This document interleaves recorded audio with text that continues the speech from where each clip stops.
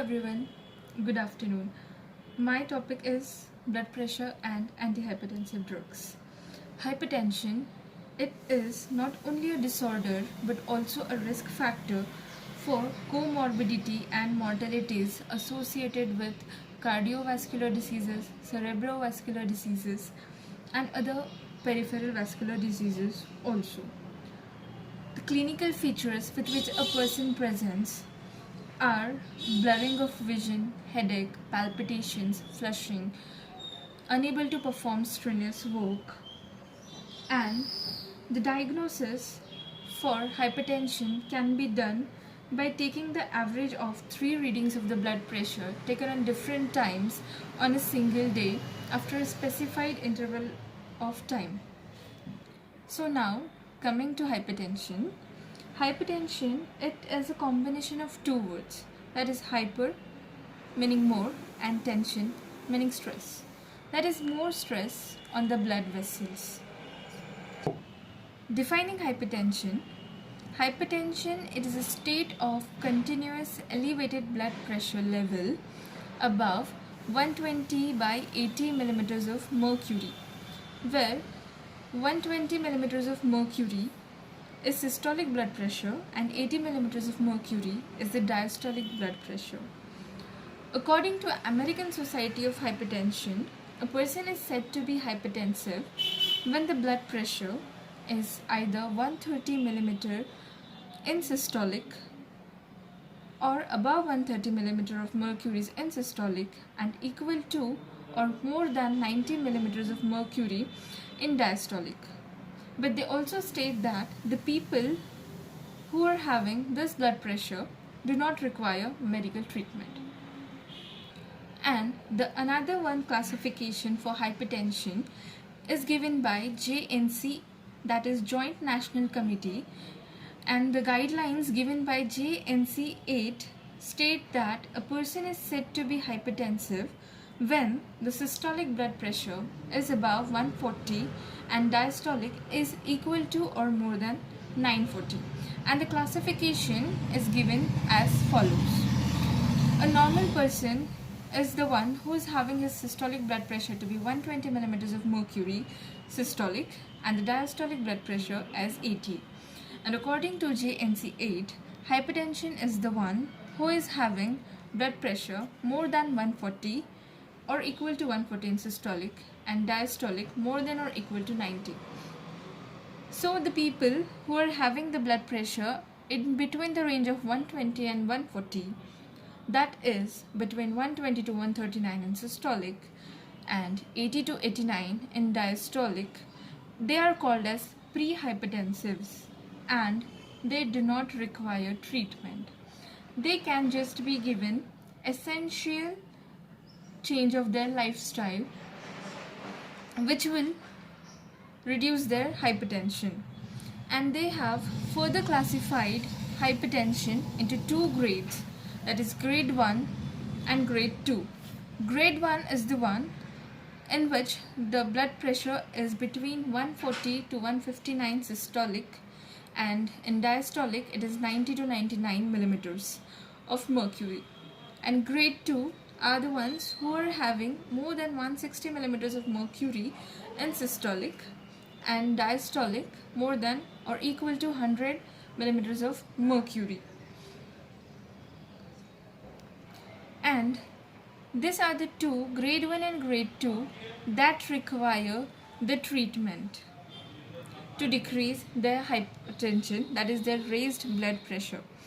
And in the definition, we have said continuous elevated blood pressure level, and in the diagnosis, we take 3 different measurements because sometimes there may be stress to the person that can be ruled out by taking it at different intervals of time in a day or on subsequent days.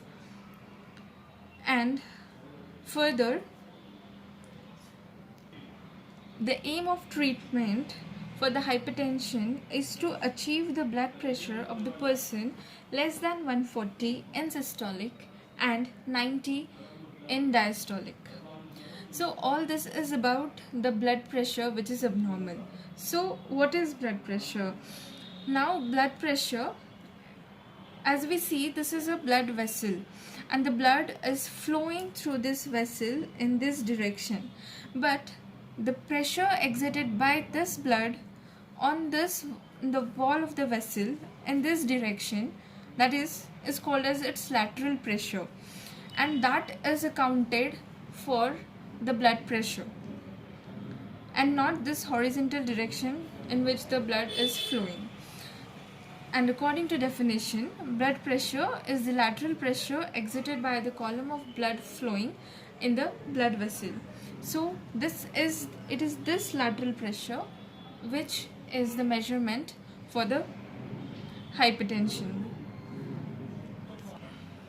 Calculatively speaking, blood pressure is the product of cardiac output and the peripheral resistance. And in turn, cardiac output is the product of stroke volume and heart rate. And anything or any factor that affects the cardiac output and peripheral resistance will ultimately affect the blood pressure. And we know peripheral resistance is the resistance by the vessels, which are mainly the arterioles, because arterioles have a thick muscular coat whose contraction leads to vasoconstriction, and this can lead to the peripheral resistance. This thick muscular coat is less thicker in the bigger arteries like aorta and the other big arteries than the arterioles. So the maximum peripheral resistance is afforded by arterioles. And the second reason is the vessels can become hard due to excessive ions like sodium, or in old age due to any material deposition like lipid deposition, which hinders the blood flow and cause the peripheral resistance. And the drugs which reduce the peripheral resistance are vasodilators, calcium channel blockers, ARBs and ACIs, that is angiotensin receptor blockers, and angiotensin converting enzyme inhibitors, whose mechanism I will be telling later. And the blood pressure, which is regulated by other ways, the other ways are RAS, that is renin angiotensin aldosterone system, sympathetic system, vasoconstriction. Now first, the renin angiotensin aldosterone system. Whenever there is a stimuli, it sensitizes the juxtaglomeralar apparatus to synthesize renin. The stimuli, it can be a trauma or hypovolemia, more sodium, anything. And this is sensed by the macula densa cells who are near the DCT. The juxtaglomeralar apparatus and the macula densa both lie in the kidney. The juxtaglomeralar apparatus, it is present in the afferent arteriole, and the macula densa is present near the distal convoluted tubule. When this is sensed by the macula densa cells, they send a stimulus to the juxtaglomerular cells, and this juxtaglomerular apparatus synthesizes prorenin. The prorenin is synthesized by the juxtaglomerular apparatus, which is initially in the form of preprorenin. This preprorenin on stimulus gets converted to prorenin, and this prorenin is further converted to renin by enzymes like convertase and cathepsin B. Now this renin binds to a molecule called angiotensinogen, and it converts it into angiotensin 1. This angiotensin 1 then circulates in the blood and goes into the lungs, where it is converted into angiotensin 2 by angiotensin converting enzyme. And the angiotensin 2 is the most potent for causing the vasoconstriction, leading to increase in the blood pressure. So if we block this angiotensin 2, And if this angiotensin converting enzyme is blocked, no angiotensin 2 will be formed. And as no angiotensin 2 will be formed, there will be no vasoconstriction and hence no increase in the blood pressure. But if the angiotensin 2 is secreted, as it is in the physiology, then angiotensin 2, it will go and act on various other organs by its two receptors, that is angiotensin 1 AT1 receptor and AT2 receptor. These are the two receptors for angiotensin 2. Then it acts on the adrenal cortex. This angiotensin 2 from the blood comes and acts on the adrenal cortex, from where the aldosterone is released. This aldosterone then further acts on the DCT, and on the DCT it acts on the sodium chloride symport channel, and in normal physiological function, which will lead to sodium retention. But if we have to stop the function of aldosterone to reduce the blood pressure, we have to use aldosterone antagonists. This aldosterone antagonists act on this sodium chloride channel symport, and they cause excretion of sodium, leading to natriuresis and thus relieving a bit blood pressure, as this increased sodium levels can cause hardness of the vessel, thus contributing to the peripheral resistance. So if aldosterone antagonists act on the sodium chloride channel and cause excretion of sodium, which normally is the absorption is carried out in normal physiological function, but the drug will cause natriuresis, leading to decrease in peripheral resistance. And aldosterone also retains water, which leads to increased cardiac output, increasing the blood pressure.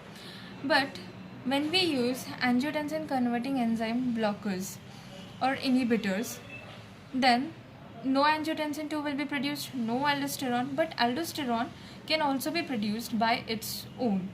So there is need of aldosterone antagonists. The RAS and the aldosterone also cause remodeling of the heart, increasing the and leading to hypertrophy of the muscle of the heart. So this is the renin angiotensin aldosterone system, which acts on the cells to retain sodium and water, leading to increase in the blood pressure. Now the other system, which is sympathetic system, that is whenever the sympathetic nerve is stimulated, it leads to the release of adrenaline and noradrenaline, which acts on alpha and beta receptors. Alpha and beta receptors are present on blood vessels and heart and also on other organs. So when adrenaline and noradrenaline are released, they act on the alpha receptors, that is alpha 1 and alpha 2 receptors, to cause constriction of arteries and veins. And when they act on the beta 1 receptor, which is present on the heart, both the receptors are present in the heart, alpha and beta, but predominantly beta 1, and they lead to increase in heart rate and increase in the force of contraction of the heart. They also act on beta 2 receptors, which are also present in arteries, but they cause a bit vasodilation.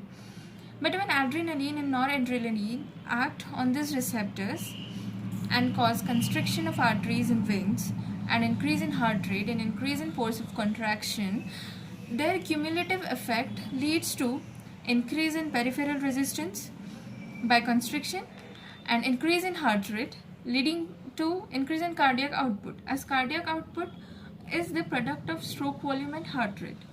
So overall it leads to increase in blood pressure level, and this can be counteracted by using beta blockers, alpha blockers, that is sympathetic blockers.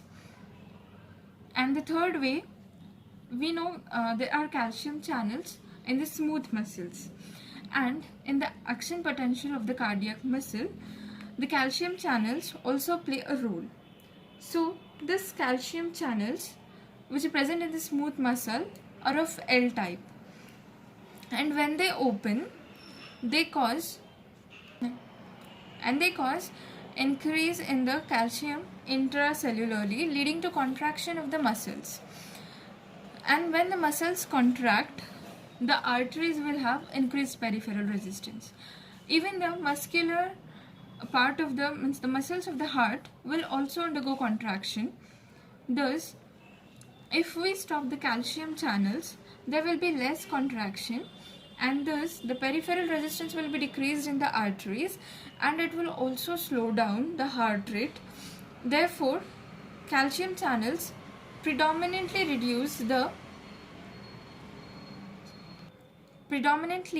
stop the arterioles from constriction and thus decrease the peripheral resistance. So in a short, if we see that the blood pressure is the product of cardiac output and peripheral resistance. The peripheral resistance is being increased by angiotensin, aldosterone, then by sympathetic system, and sympathetic system also increases the heart rate. The sympathetic system and the RAS system and sympathetic system. So the drugs which we can use to reduce the blood pressure is ARBs and ACIs, which will inhibit RAS system, vasodilators, which will stop the constriction, calcium channel blockers, which will prevent the calcium channels to open for long, and then diuretics, which will decrease the load, and they also reduce the peripheral resistance by natriuresis, so the wall of the vessel is less hard. And the cardiac output can be also altered by beta blockers, diuretics, and calcium channel blockers. So this is short of blood pressure, and now antihypertensive drugs. Classification of antihypertensive drugs. Antihypertensive drugs, as we saw, the mechanisms by which we can reduce the blood pressure, that is diuretics, which will decrease the cardiac output and the peripheral resistance, RAS inhibitors, which will also decrease the peripheral resistance, inhibitors, calcium channel blockers, and vasodilators. So a short in about it. Diuretics are the ones which cause excessive excretion of sodium and water to reduce the blood pressure. Diuretics are classified into three types as thiazides, high ceiling diuretics, and aldosterone antagonists. Thiazides are mild acting and they act on the early part of DCT.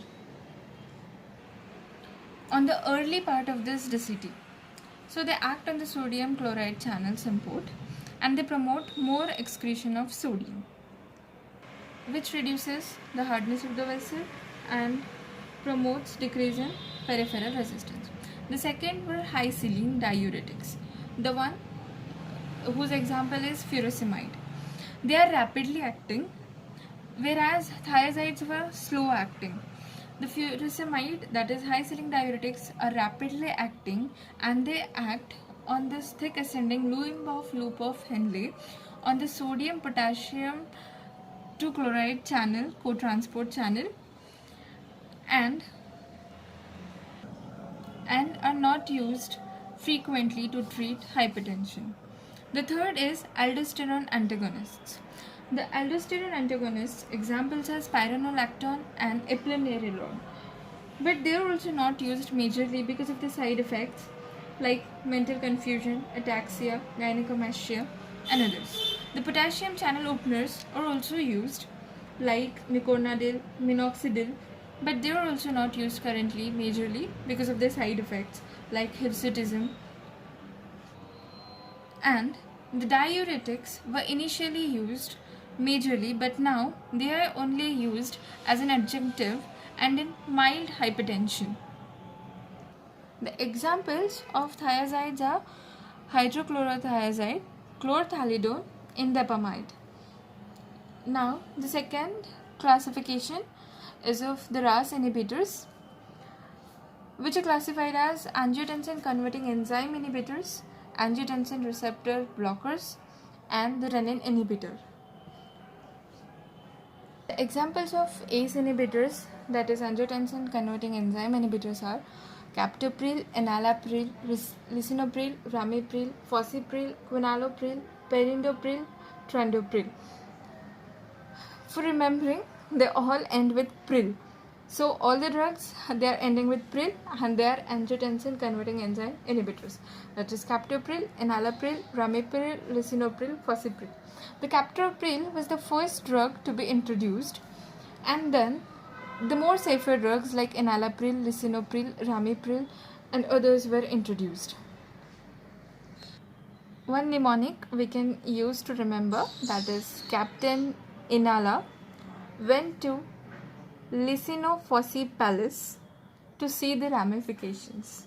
So capto is captain is captopril, Inala is the enalapril, went to Lisinophocy is lisinopril, Fossy is the fosapril, Palis is perindopril. To see the ramifications is trendopril, and the ramification is for ramipril. And the mechanism is that is the blockage of this angiotensin converting enzyme. If it is blocked, no angiotensin 2 will be formed. So it will lead to the blocking of all the actions of the angiotensins. Normally, angiotensin 2 is also converted to other angiotensin 3, angiotensin 4, but they are less potent. And the major function is by angiotensin 2. The other type of drugs for the RAS system are angiotensin receptor blockers. Because in this angiotensin converting enzymes, only angiotensin 2 is being blocked from forming, but others like angiotensin 1 can also act. So it can lead to a slight rise in blood pressure which is not still counteracted. So angiotensin receptor blockers, if we use them, all the receptors will be blocked. Majorly AT1 receptor is blocked. So as it is a major function of the AT1 only, so there will be more reduction in the blood pressure. And the drugs are losartan, telmisartan, valsartan, candesartan, that is all those who are ending with sartans. And the third is the renin inhibitor. That is the synthesized renin will not be able to act on the angiotensinogen. So no further cycle will be continued, no angiotensin 1, no angiotensin 2, and the drug is aliskiren. To remember aliskiren, she was my classmate, and so I remember it as aliskiren. Then the pharmacokinetics. Diuretics are the easy to use. They require 1-day administration or 2-day administration. Action is fast. It starts within 2 to 3 hours, and RAS inhibitors are also pharmacokinetically available except captopril, which has less bioavailability. Now the third class, sympathetic inhibitors, that is the alpha and beta blockers. The alpha blockers, if we block just alpha blockers, then it is prazosin and terazosin. It will help by reducing peripheral resistance. Beta blockers, propranolol and metoprolol.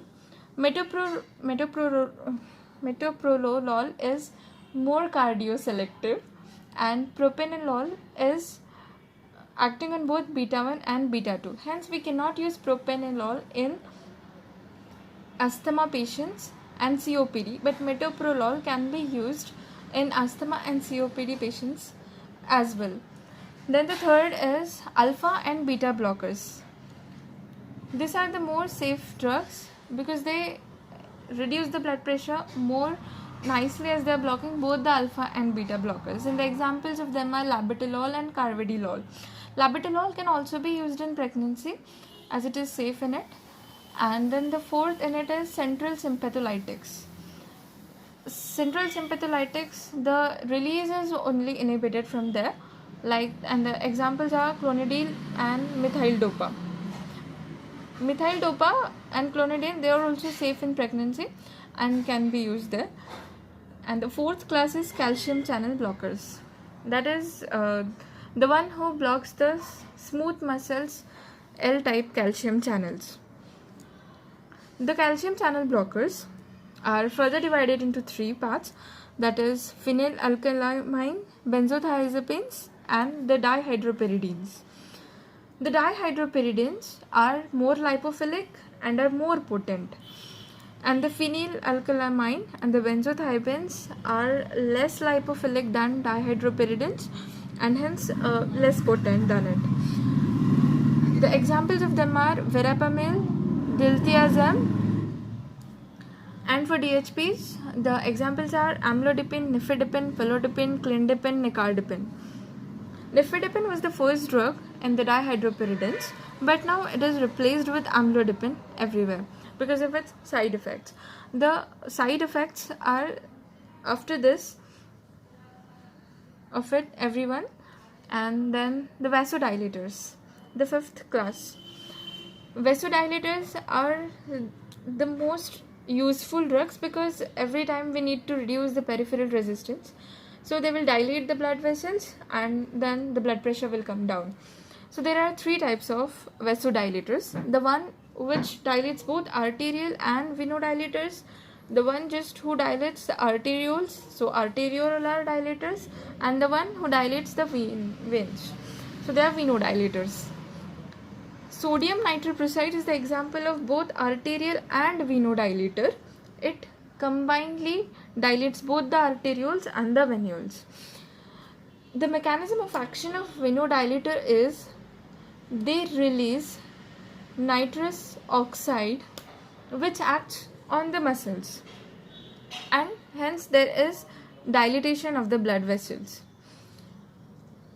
This sodium nitroprusside is more potent than the others as it is both arteriolar and venodilator. Arteriolar dilators are hydralazine and minoxidil, but both have major side effects. Like minoxidil is now used for alopecia and is no more used in the treatment of hypertension as it used to cause a lot of hair growth and hirsutism. Venodilators like glyceryl nitrate and other nitrates, and they are helpful in angina or when a person has myocardial infarction. The tablet is kept sublingually and there is dilatation and the patient finds instant relief. Sodium nitroprusside can also be used, but in myocardial infarction we use glyceryl trinitrates. The reason that sodium nitroprusside also releases nitrous oxide, though still it has action on both arterial and venodilators but not of nitrates, is that the mechanism to metabolize nitroprusside, sodium nitroprusside, is equally present in both arteries and veins, whereas it is more for nitrates, it is more in veins. The side effects of vasodilators is that sodium nitroprusside can cause poisoning, and hydralazine, it causes facial flushing, conjunctival infections, angina, myocardial infarction can be precipitated, postural hypertension is also seen with hydralazine, and sodium nitroprusside can also cause rise in the intracranial pressure. And the adverse effects associated with nifedipine, they are drowsiness, mental confusion, then ankle edema, and the rest of drugs like amlodipine, felodipine, clindipine are less harmful, means they do not have major side effects like nifedipine. Overall, antihypertensive drugs, they are classified as diuretics, RAS inhibitors, sympathetic inhibitors, calcium channel blockers, and vasodilators. Diuretics, they act by reducing peripheral resistance and also the cardiac output. Initially, the cardiac output is reduced more by the thiazides and high ceiling diuretics, but later on, their major function is to reduce the peripheral resistance only. Then the RAS inhibitors, they inhibit formation of angiotensin and aldosterone, which majorly contributes to the vasoconstriction, thus decreasing the peripheral resistance. Then the sympathetic inhibitors, they also reduce the heart rate also and the peripheral resistance also.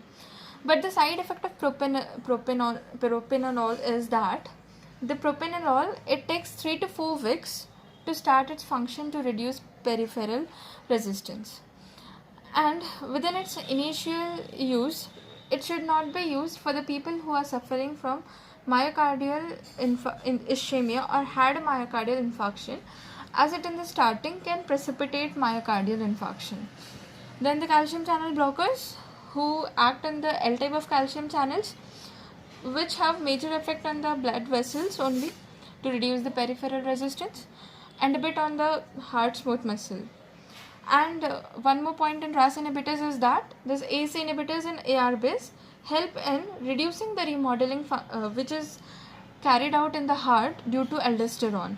It helps in decreasing the remodeling and this helping in reducing the hypertrophy of the heart and preventing the comorbidities of the heart.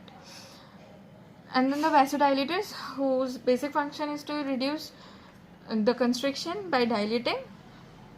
And now the side effects of all the drugs. The adverse effects of dry diuretics. First is hypokalemia, which is more seen with the furosemide. And if we use in renal insufficiency, there can be hearing loss as more water is being going on. Dilutional hyponatremia can occur. And for spironolactone, there is mental confusion, ataxia, drowsiness, epigastric distress, and there can be gynecomastia also. Now for the RAS inhibitors, that is first for the angiotensin converting enzyme inhibitors. The first drug was captopril, and it is the only one who is having major side effects, and the rest are relatively safer and have less side effects. The side effects of captopril can be remembered with a mnemonic, that is A, B, C, D, E, F, G and R. A is for angioedema and acute renal failure. B is for bilateral artery stenosis, where captopril is strictly contraindicated. And C is cough, which is seen with captopril majorly and with other ACE inhibitors also, because it leads to synthesis of bradykinin, which leads to more cough. Then D is for dysgeusia, F is fetopathic, G is granulocytopenia, and H is postural hypertension and hyperkalemia can occur. And other side effects which can occur are rashes and urticaria. As such, for E there is no mnemonic, but A, B, C, D, E, F, G, H and R, U. And the rest, others, enalapril, ramipril, are relatively safer. Fosipril, lisinopril are relatively safer. And the good point about ACE inhibitors is that they have cardioprotection as they decrease the remodeling process. And they can be used in diabetic patients also and asthma patients also. And they help them in delaying the diabetic nephropathy. Then the ARBs, which are the sartan groups, that is losartan, telmisartan, valsartan, candesartan. The side effects are major with only losartan, that also less. Like we can have hyperkalemia, dry cough is associated, dysgeusia, and the rest other drugs, valsartan, telmisartan, do not have any fetopathic potential, which is seen in losartan. And now we mostly prefer telmisartan as the for treatment. And then we have the sympathetic blockers. Sympathetic blockers, if we specifically talk about alpha blockers, they cause nasal stuffiness, meiosis, and postural hypotension. And with beta blockers like propranolol, we can have precipitation of myocardial infarction, whereas labetalol and carvedilol are relatively safer. And then we have seen the adverse effects of vasodilators, that is with sodium nitroprusside we can have poisoning, cyanide poisoning, and rise in intracranial pressure, and of nifedipine as flushing, postural hypertension, ankle edema. But the other parts are relatively safer for calcium channel blockers like amlodipine and other drugs. And amlodipine is the one which is being used nowadays also as a first line drug, and the others, felodipine, are also relatively safer than nifedipine. Nifedipine is also used in preeclampsia, but the more safer drugs like labetalol and methyl dopa are also used. Then the other uses of antihypertensive drugs. In angina, where we use vasodilators, ACIs, ARBs, Then in diabetic nephropathy, to delay diabetic nephropathy, we use ACIs and ARBs. In myocardial infarction, people with myocardial infarction are put on treatment with ARBs, vasodilators, ACIs, calcium channel blockers, diuretics, and diuretics are also used in relieving the congestive heart failure. And the overall treatment part is to reduce the hypertension, as it leads to many other comorbidities. And this hypertensive drugs are not just used to reduce the hypertension, but for other cardiac problems also, like angina, myocardial infarction, congestive heart failure. And the treatment is for the pre-hypertensives, it is non-medical treatment, like changing the lifestyle modifications like stress-free life, then practicing meditation, DASH diet, that is dietary approach to stop hypertension, which consists of foods which are low in sodium.